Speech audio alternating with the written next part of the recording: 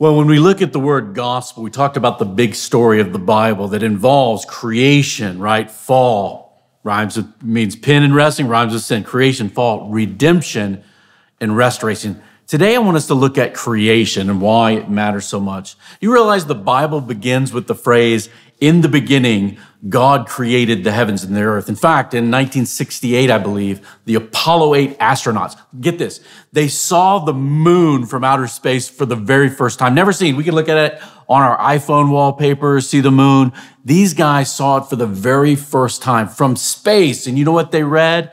In the beginning, God created the heavens and the earth. This changes everything. The world is not just chaos going from nowhere to nowhere, but rather all of us are created with purpose, value, and intentionality by a good and loving creator. In fact, human beings are a very special creation. Believe it or not, we're different than chickens or cockroaches or kangaroos. Human beings, male and female, are created special. Let me read this out of Genesis chapter 1, verse 26 and 27.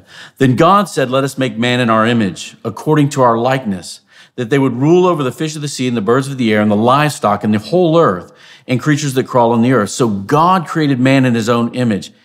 In the image of God, he created them. Male and female, he created them. See, human beings were created with this capacity to think, to feel, and to worship, and to do it together as male and female.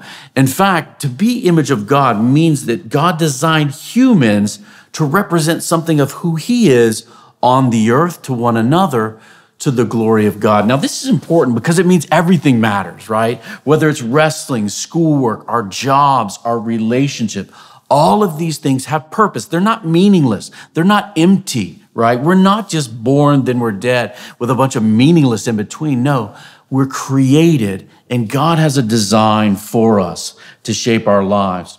Now, when you head to practice tomorrow, or you head to work, or you had a rough day, remember this. 1 Corinthians chapter 10, verse 31 teaches, so whether you eat or drink, or whatever you do everything to the glory of God. That's what we're made to do as human beings, to represent, to rep his rule and reign on the earth as image of God. Yet not all human beings are running around worshiping Jesus and following God in our lives.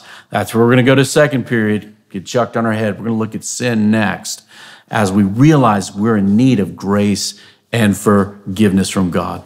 See you next time.